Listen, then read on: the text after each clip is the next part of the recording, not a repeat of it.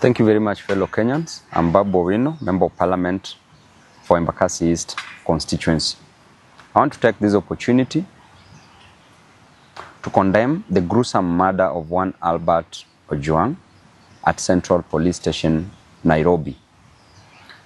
I want to demand that the officers who committed this heinous act must be arrested and charged with murdering one innocent man, Albert Ojwang.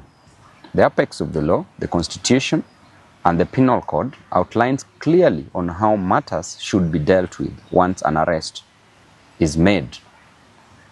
Going to an extent of murdering an innocent man, moving all the way from Nairobi, wasting government resources in the name of Subarus, going down to Homa Bay, passing so many counties to arrest one person whose only mistake was to speak the truth on social media, was only to outline how Kenyans are suffering, was only to show Kenyans that there is high cost of living, that there is overtaxation, and that there is unemployment in this country.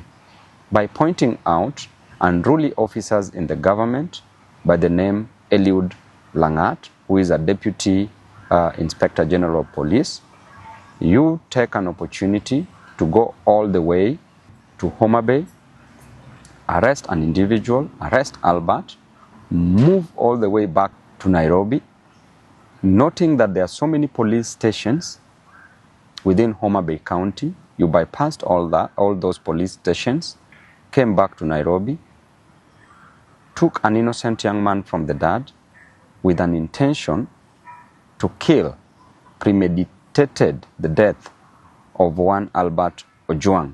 Reaching Central Police Station, you tell us stories which we only hear in movies that Albert Ojwang hit his head severely on the on the wall. Does not add up. It's so sad. And what a time to live in this country, Mr. President, under your watch.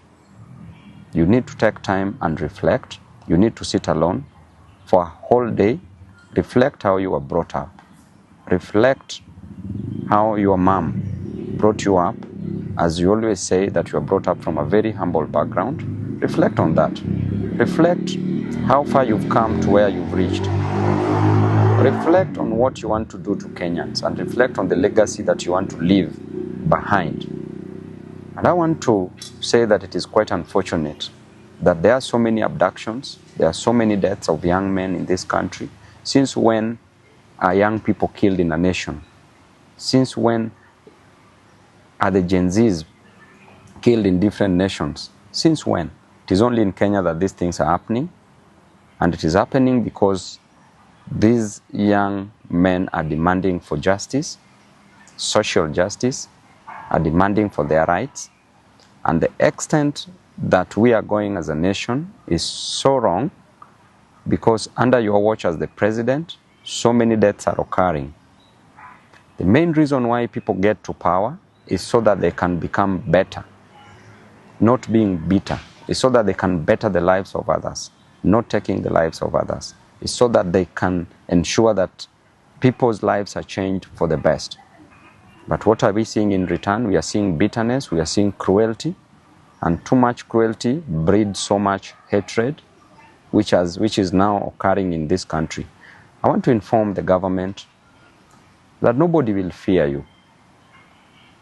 You cannot spread fear to a person who has nothing to lose, a person with no jobs, a person who experiences overtaxation, a person who experiences high cost of living, high cost of education, high cost of health.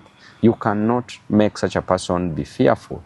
And therefore you need to change your strategy because they have nothing to lose but just the chains that are tying them tightly. And I can assure you that within no time there will be serious actions in this nation because people are hurting, people are going through a lot, people are depressed. And this death of Albert Ojwang should not just be a statistic.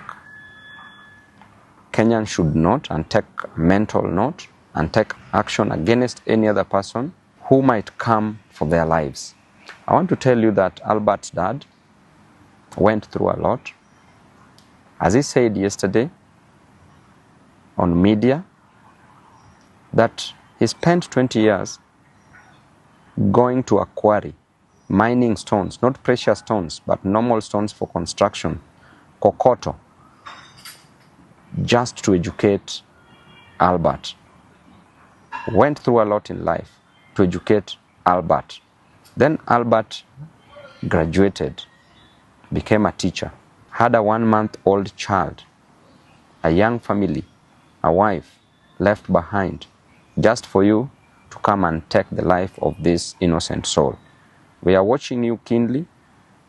As a leader, I will speak my mind, and I will never give you the key to my brains. I will never suspend my reasoning just for blind following. I will die where Kenyans are dying. I will be with the Kenyans. And to the Inspector General of Police, please move with action. By now, it would be an honor if you would have resigned.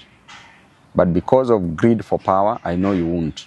So what you can do is to take action against these culprits who have taken the life of an innocent young man. Thank you and God bless you.